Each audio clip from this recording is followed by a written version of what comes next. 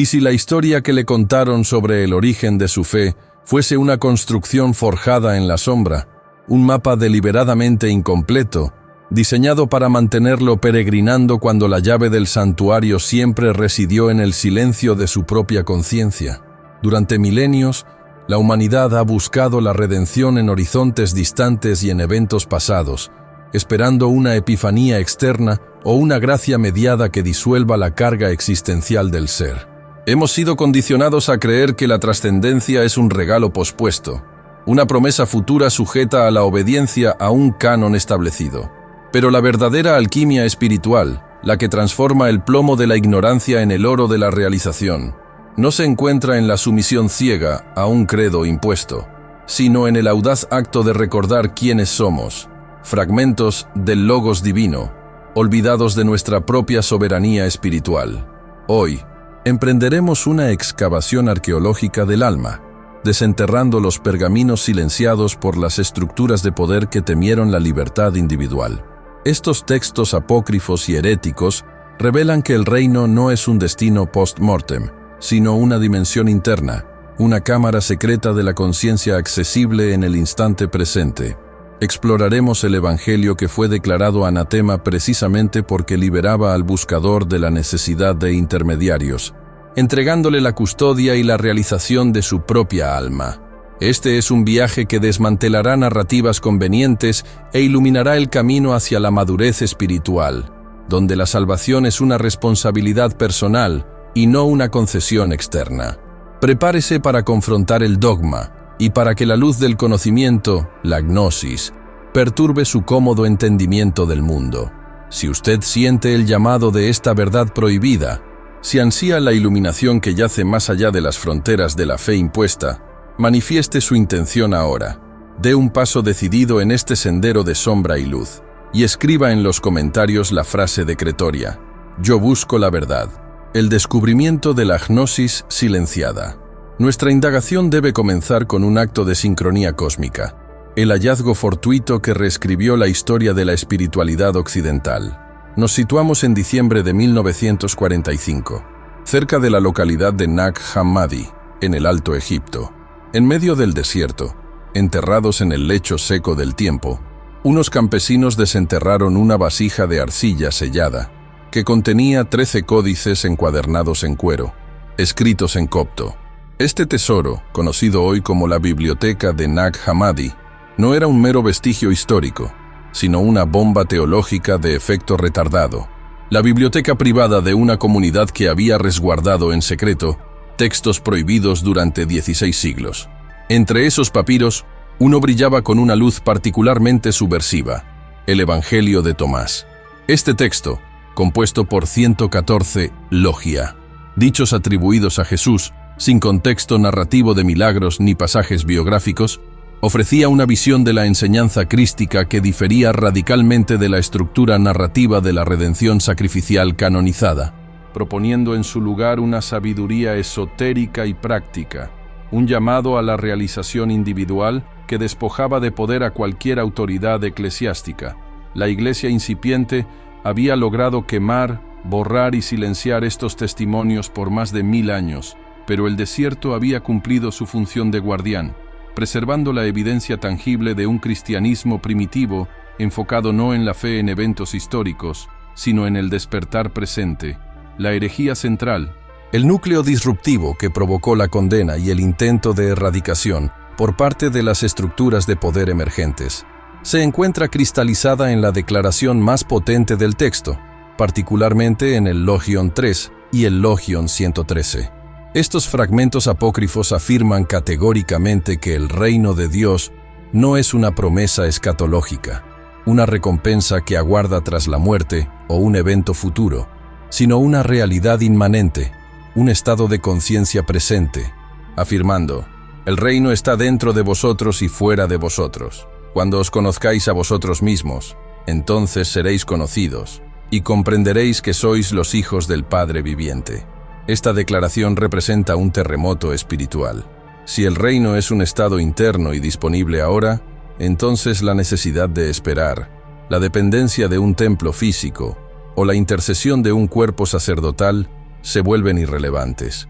El Evangelio de Tomás postula que la divinidad no es una meta distante que se alcanza mediante el cumplimiento de ritos externos, sino la fuente intrínseca del ser que debe ser recordada y manifestada. Esto transformaba el cristianismo de una religión de salvación futura a un camino de gnosis, de conocimiento directo y experimental de lo divino. Esta promoción de la soberanía espiritual individual fue la razón primaria de la supresión feroz de estos textos. La Iglesia primitiva, en su esfuerzo por consolidar su autoridad y construir una institución unificada, la Iglesia católica, que significa universal o global, necesitaba centralizar la experiencia espiritual. Si cada individuo podía acceder al reino a través de su propia introspección y realización, gnosis, la necesidad de intermediarios, de sacerdotes, de dogmas inamovibles y, crucialmente, de la institución misma, se disolvía. Textos como el de Tomás fueron etiquetados como gnósticos y declarados heréticos porque minaban la jerarquía recién establecida, promoviendo una peligrosa libertad, la idea de que el individuo es su propio salvador, su propio maestro.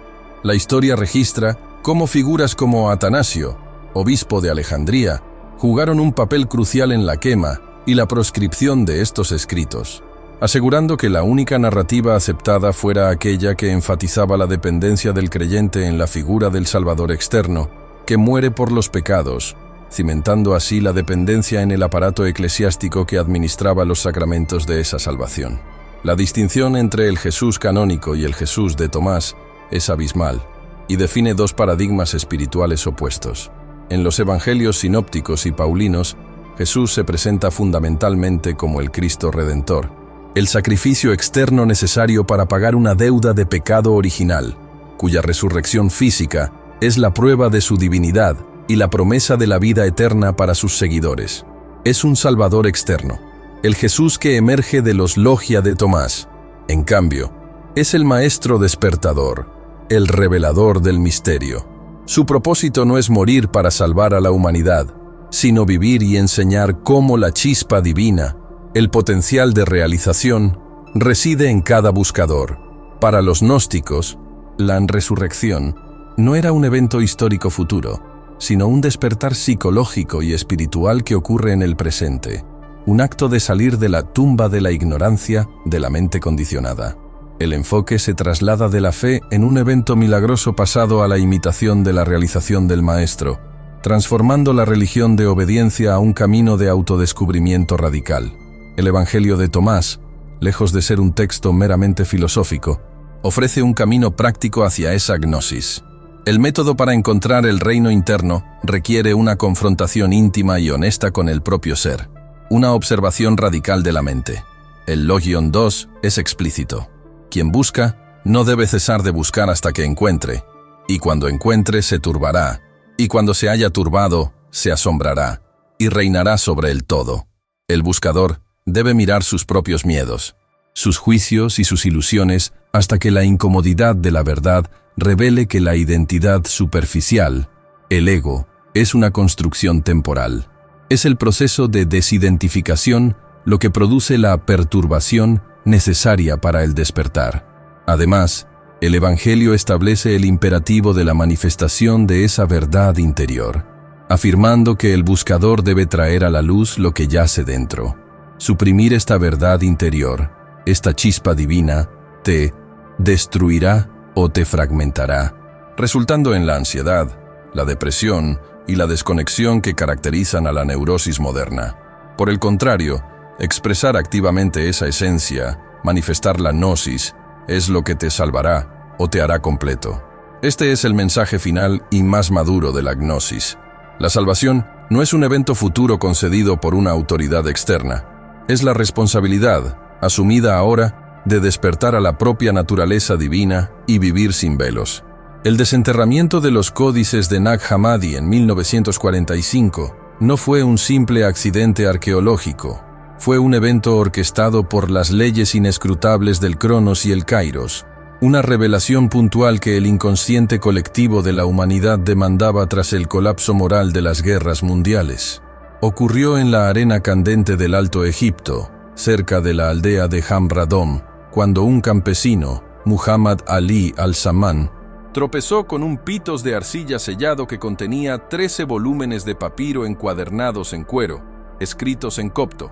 Estos volúmenes, una biblioteca entera, yacían enterrados desde el siglo IV e.C., ocultos deliberadamente por monjes gnósticos del cercano monasterio de San Pacomio para salvarlos de la destrucción sistemática dictada por edictos episcopales, especialmente aquellos instigados por Atanasio, obispo de Alejandría, quien veía en la gnosis la más peligrosa de las herejías.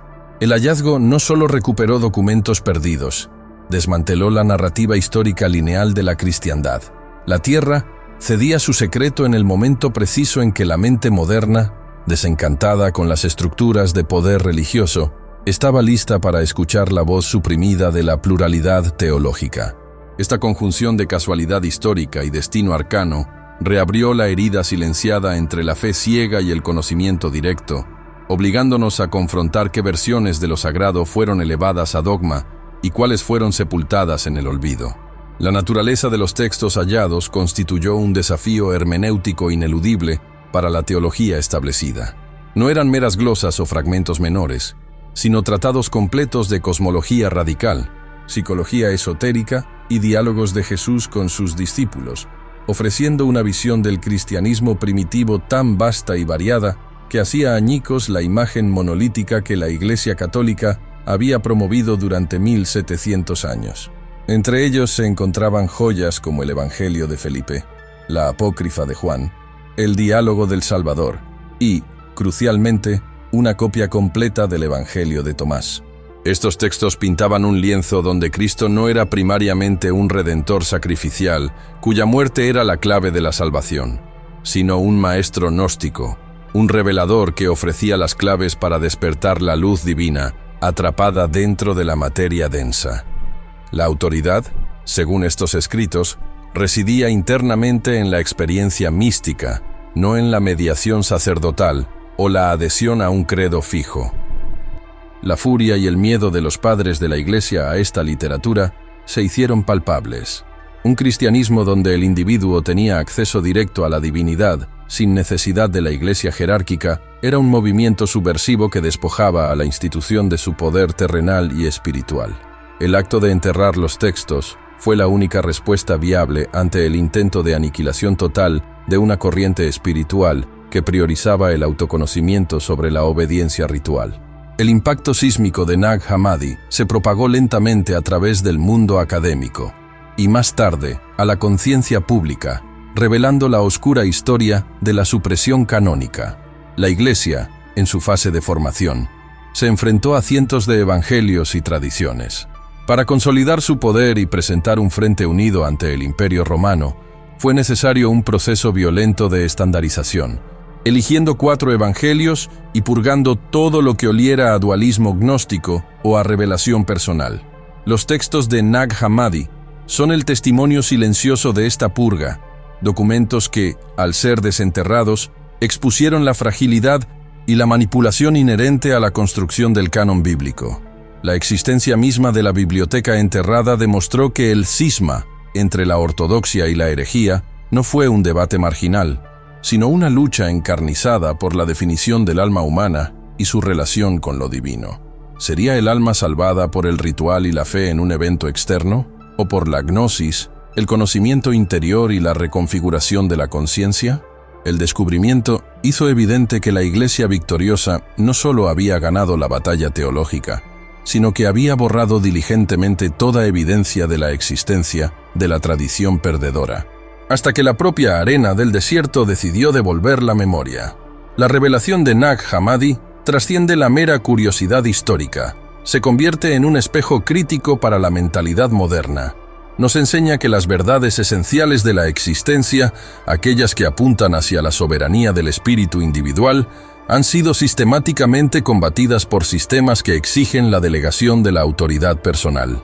Los evangelios de Nag Hammadi, especialmente Tomás con su colección de Logia, Dichos Secretos, reinstauraron la noción de que el reino de Dios es una realidad presente, activa, que debe ser descubierta y manifestada en esta vida, y no un premio futuro en un cielo distante. Este conocimiento que libera al individuo de la dependencia de intermediarios, es el motivo fundamental por el cual la Iglesia primitiva, al buscar el control político y social, sintió la necesidad imperiosa de demonizar la gnosis y sus textos. La supresión de estos documentos no fue un acto de proteger la verdad, sino de proteger el poder. Al sacar a la luz la pluralidad de los primeros siglos, Nag Hammadi nos obliga a cuestionar la raíz de nuestra propia fe, forzándonos a distinguir entre la estructura religiosa impuesta y la chispa mística innata. Estos textos, una vez más circulando en el mundo, son un recordatorio de que la ortodoxia, en cualquier era, es a menudo la tumba de la verdad viva. Nos revelan que el cristianismo, en su origen, era mucho más radical, filosófico y psicológicamente profundo de lo que la narrativa posterior nos ha permitido creer. La historia de Nag Hammadi es la historia de la resistencia del espíritu a ser codificado y controlado. Cada códice recuperado es un eco de la voz de aquellos que eligieron la persecución antes que renunciar a la verdad interna que Jesús, el maestro gnóstico, les había legado. Su reaparición en el siglo XX no es un accidente, es una invitación cósmica a reescribir nuestra relación con lo sagrado, a desconfiar de las autoridades que prometen el cielo a cambio de la sumisión y a volver a la fuente del conocimiento directo. Pero, ¿cómo se aplica esta resistencia gnóstica en la vida cotidiana de un buscador moderno, atado por las estructuras visibles e invisibles de nuestra era? ¿Cuál es el equivalente contemporáneo de la persecución de Atanasio? ¿Y cómo enterramos nosotros mismos nuestra propia gnosis por miedo a la luz? La revelación de Nag Hammadi, al sacudir los cimientos del pasado, inevitablemente nos conduce a la pregunta sobre el presente. Si la gnosis fue enterrada una vez para asegurar el control, ¿dónde yace hoy el conocimiento prohibido? ¿Qué poderes, menos eclesiásticos y más sutiles, continúan intentando suprimir la chispa de autonomía espiritual en el corazón de la humanidad? Pronto exploraremos la anatomía de este control moderno y cómo se manifiesta en la Matrix de la sombra. La brújula que orienta la anatomía de esta autonomía espiritual es el Evangelio de Tomás, la joya más brillante hallada en el desierto de Nag Hammadi. Su mensaje no es una teología compleja, sino un axioma devastador para el poder establecido. El reino de Dios no se encuentra en el futuro apocalíptico, ni en un Edén celestial prometido a cambio de la obediencia, sino que es un estado ontológico inmediato. Jesús, en estos 114 logia, actúa menos como un redentor vicario y más como un espejo que obliga al buscador a mirar hacia adentro. El reino no es una recompensa, es una realización, es la cesación de la espera, el reconocimiento de que la estructura que buscamos externamente, el templo, la autoridad, la salvación diferida, ya está completa y operativa en el núcleo silente del ser. Esta verdad, de una inmanencia absoluta, desmanteló el andamiaje del poder eclesiástico emergente, que necesitaba diferir la luz para justificar su propia existencia como intermediario indispensable, manteniendo al rebaño en una perpetua minoría de edad espiritual. El mensaje de Tomás es la declaración de independencia de la conciencia individual. La doble formulación en el dicho 3 de este evangelio apócrifo, el reino está dentro de vosotros y está esparcido sobre la tierra, es la clave maestra de la gnosis. Dentro de vosotros rechaza categóricamente el dualismo de cuerpo y espíritu que sirvió de base a la ortodoxia posterior. Proclama que la chispa divina, el pneuma o la conciencia pura, no es un huésped exiliado que espera ser rescatado de la prisión corporal, sino la esencia misma de la identidad. Pero, crucialmente, la frase esparcido sobre la tierra previene el error del mero solipsismo introspectivo. Significa que, al reconocer la divinidad interna, la percepción del mundo externo se transforma radicalmente. Los objetos, las formas, la naturaleza, la materia misma dejan de ser obstáculos o trampas del maligno, sino que se revelan como manifestaciones veladas de esa misma luz. El reino es, por lo tanto, el mundo percibido a través de ojos que han despertado, donde la trascendencia y la inmanencia colapsan en una unidad operativa, invitándonos a ver el orden cósmico en el desorden aparente del plano material, a encontrar lo infinito en lo finito, lo eterno en lo temporal. Esta exigencia de autodescubrimiento es la esencia del radicalismo tomasino. El Evangelio de Tomás comienza con la advertencia directa: quien encuentre la interpretación de estas palabras no gustará la muerte. Esto no es una promesa de inmortalidad biológica, sino la garantía de que el conocimiento de uno mismo, gnosis, disuelve la ilusión de la limitación temporal y corpórea.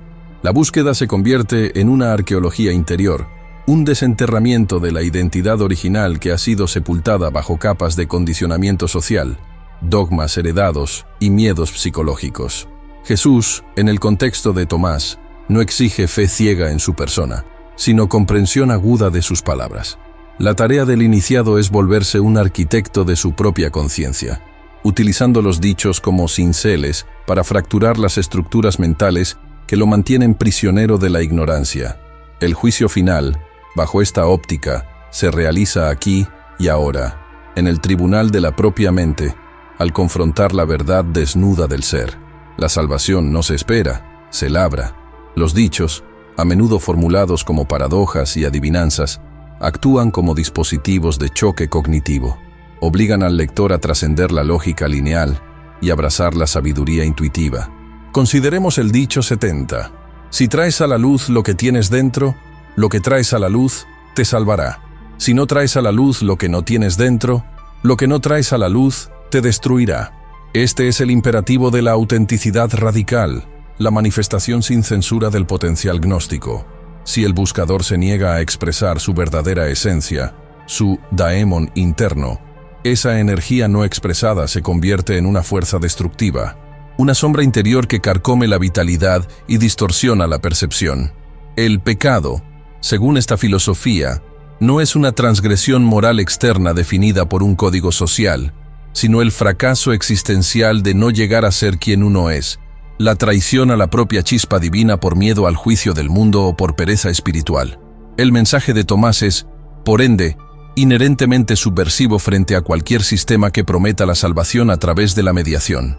Al ubicar el reino dentro del individuo y al exigir la autonomía en la interpretación, Tomás elimina la necesidad de sacerdotes, rituales colectivos obligatorios y escrituras canónicas estandarizadas. La autoridad espiritual se privatiza y se internaliza. Este texto es la carta magna del autodescubrimiento, la proclamación de que cada ser humano es, potencialmente, su propio Mesías, su propia puerta y su propia luz.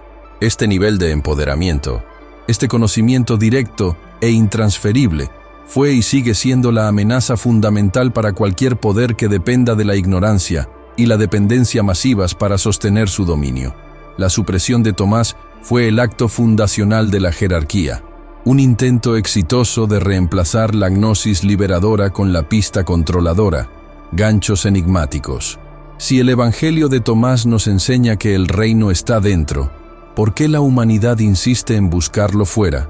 En distracciones perpetuas y promesas vacías que prometen plenitud solo si se cumplen ciertas condiciones externas.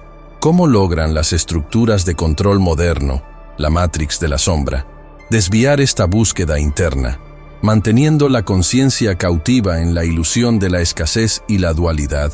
¿Quiénes son los nuevos arquitectos del velo que nos impide ver que el reino, de hecho, está esparcido por toda la tierra, esperando ser reconocido? La confrontación entre la naciente iglesia institucional y los evangelios gnósticos, como el de Tomás, no fue un mero debate exegético sobre la naturaleza de Cristo, sino una guerra fundacional por el control de la conciencia colectiva y la arquitectura del poder espiritual. La protoortodoxia, cristalizada en figuras como Atanasio de Alejandría, comprendió con aguda precisión que el mensaje de la gnosis, la idea de que la iluminación es un conocimiento directo, interno e intransferible, accesible a cualquier ser humano sin necesidad de sacramentos o rituales obligatorios, era inherentemente anárquico y fatal para cualquier proyecto de dominación centralizada. La Iglesia se estaba constituyendo como el único canal de gracia, la única arca de salvación. Para que este monopolio funcionara, era imperativo que la puerta del reino se percibiera como externa, custodiada por sacerdotes, y no interna, abierta por la voluntad del individuo. La quema de estos textos no fue un acto de celo religioso, sino una purga política y metafísica. Se estaba destruyendo la evidencia de que la mediación era un fraude y que el hombre podía ser su propio sacerdote y su propio templo. El principal ejecutor de esta supresión fue, efectivamente, el obispo Atanasio, cuya influencia fue clave en la definición del canon bíblico en el siglo IV. Su famosa Carta Pascual de 367 Fintasistere c.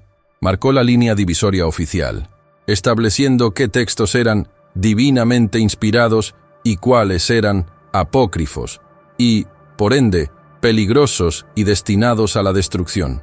Esta decisión no provino de una revelación espontánea, sino de una necesidad estratégica surgida tras el Concilio de Nicea, donde la Iglesia y el Imperio Romano, bajo Constantino, unificaron sus intereses. Para consolidar un imperio vasto y heterogéneo, se requería una fe monolítica, fácil de administrar y capaz de imponer obediencia. El Evangelio de Tomás, con su énfasis en la búsqueda solitaria, el reino está esparcido sobre la tierra y los hombres no lo ven, y su desprecio por las estructuras de poder mundanas era incompatible con la construcción de una religión estatal. La libertad espiritual que Tomás prometía era, en la práctica, la anulación de la jerarquía eclesiástica. Si el individuo se salva a sí mismo a través del autoconocimiento, la figura del sacerdote como intermediario sacramental se vuelve espiritualmente superflua y económicamente obsoleta. No hay necesidad de tithing, de confesión obligatoria, ni de la autoridad papal. La declaración de herejía fue, por lo tanto, el lenguaje formal utilizado para justificar la neutralización de una amenaza estructural. Los textos gnósticos fueron etiquetados como libros impíos, que deben ser quemados en el fuego, porque promovían una ontología donde la divinidad no residía exclusivamente en el cielo ni en el altar, sino latente dentro de la chispa consciente de cada ser humano. Esta perspectiva disolvía el poder coercitivo de la culpa y el miedo al castigo eterno, herramientas fundamentales para el control masivo. Al eliminar estos textos, la Iglesia primitiva no solo eliminó versiones alternativas de la historia de Jesús, erradicó la tradición occidental del conocimiento directo, gnosis, en favor de la creencia delegada, pista, instaurando un modelo de fe basado en la dependencia. La destrucción fue tan sistemática que durante milenios, el mundo occidental solo conoció la narrativa sancionada por Roma, creando un vacío espiritual que solo podía ser llenado por la institución que había orquestado el silencio. El éxito de la supresión de Tomás y otros textos similares cimentó la arquitectura de la dependencia espiritual que caracterizaría a Occidente. Al decirle al creyente que la verdad está fuera de él, que la salvación debe ser negociada a través de ritos ejecutados por especialistas, se logró el objetivo principal: mantener a la masa en un estado de perpetua inmadurez espiritual, siempre mirando hacia arriba y hacia afuera, esperando la gracia o la instrucción. Este es el origen del modelo de pastor y rebaño, donde la autonomía está descartada y la obediencia es la máxima virtud. El resultado es un adoctrinamiento profundo que enseña a dudar de la propia intuición y a confiar ciegamente en la autoridad externa. La quema de Nag Hammadi simboliza el momento en que la humanidad occidental optó por delegar su soberanía espiritual al poder institucional, un trauma cuya resonancia aún se percibe en la dificultad moderna para aceptar la propia valía y autoridad interior. La censura de los siglos IV y V no fue simplemente un acto de ortodoxia, fue la ingeniería de la mente occidental para convertir la búsqueda interior en una peregrinación externa controlada. El legado de Atanasio y sus sucesores es, en esencia, la creación de la necesidad del intermediario, el sacerdote, el libro sagrado inalterable, la doctrina rígida, todos ellos mecanismos diseñados para interceptar la gnosis antes de que pudiera florecer. Si el individuo comprende que él es el templo, el sacerdocio se desvanece en el aire.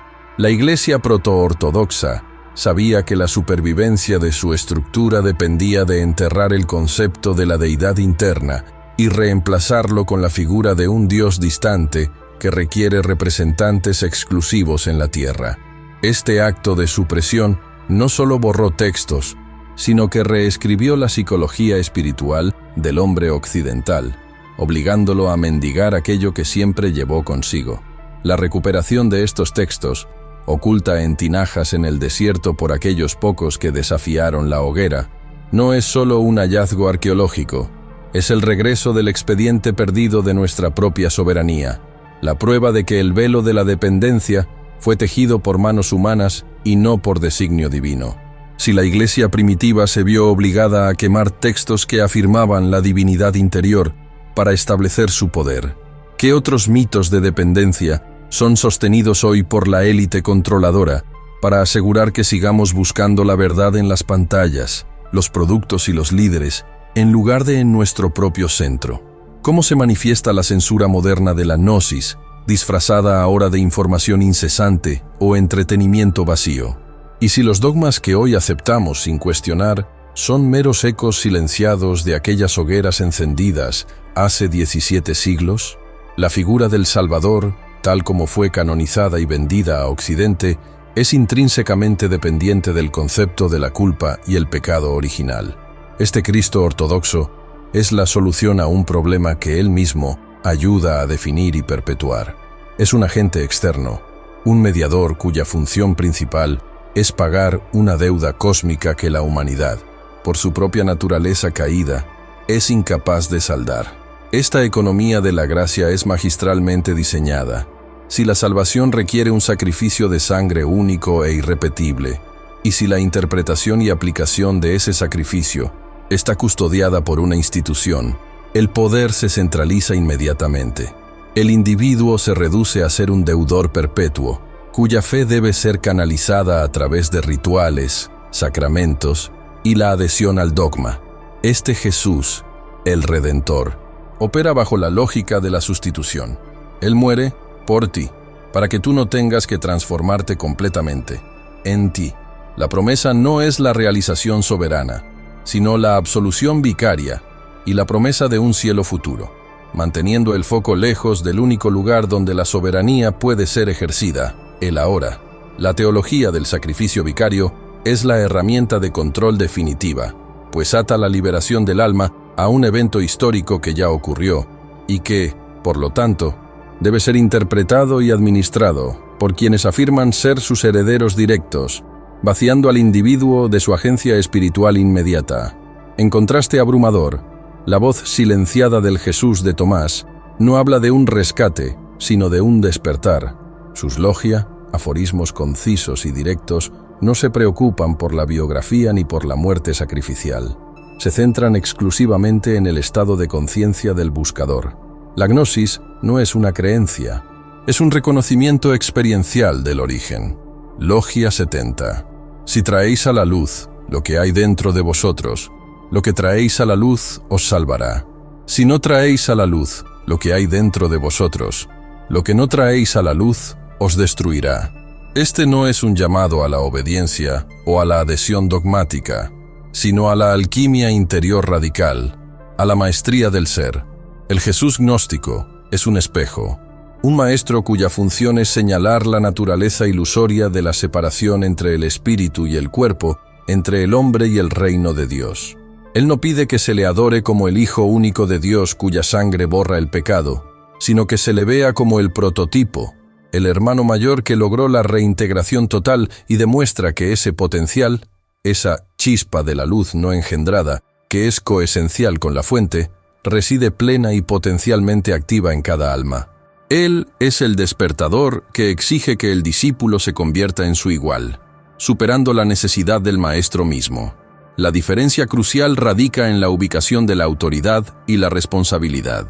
El Jesús Salvador exige que el individuo entregue su poder de juicio y su responsabilidad espiritual a una entidad externa, promoviendo una espiritualidad pasiva, basada en la esperanza futura y el rito delegado.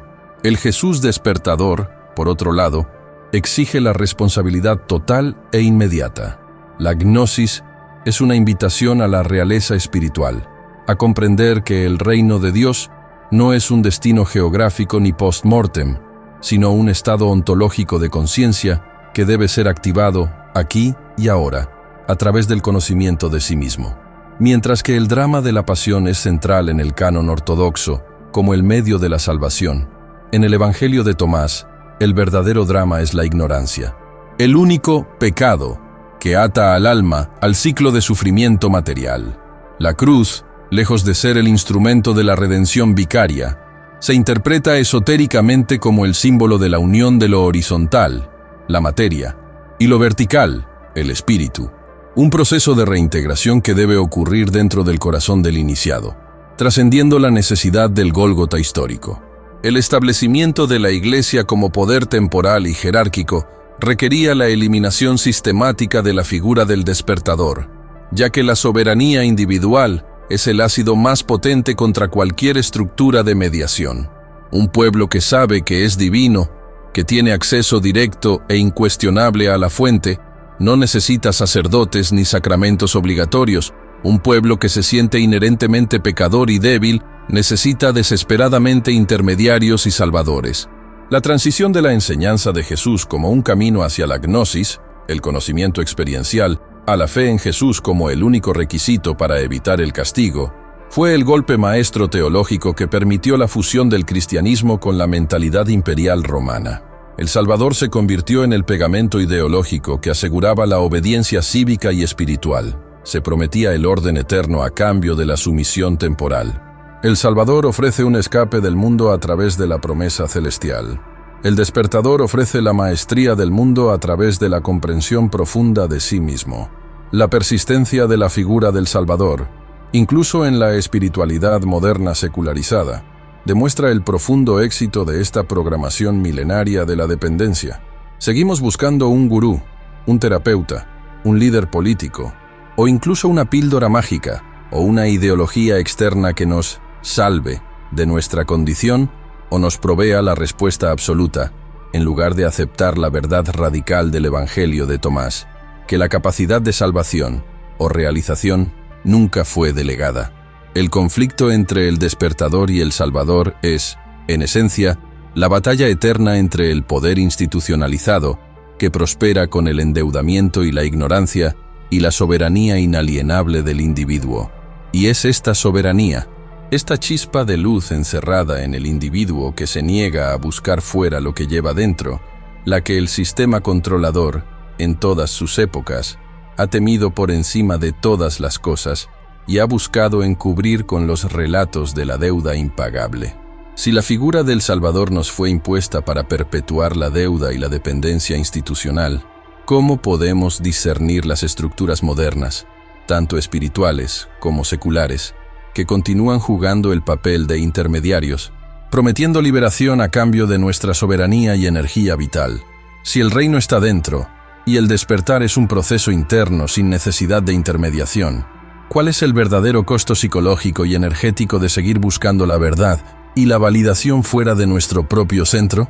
Y si la gnosis es el conocimiento que libera, ¿qué acciones concretas debemos tomar ahora para retirar nuestra atención y nuestra energía de los sistemas que nos tratan como deudores y comenzar a operar plenamente como soberanos de nuestra propia conciencia? Comprendan la verdad radical. Jamás existió deuda espiritual alguna, solo una narrativa impuesta para que cediéramos el reino interno. El único salvador necesario es el yo despierto, el gnostos. Si has descubierto que eres tu propio despertar, ¿cuál es el primer sistema de dependencia mental que decides cortar hoy? Si esta verdad resuena, expandamos la llama. Comparte esta transmisión, suscríbete a la soberanía y activa la campana sagrada. El próximo portal nos espera cuando exploremos el mapa de la frecuencia maestra.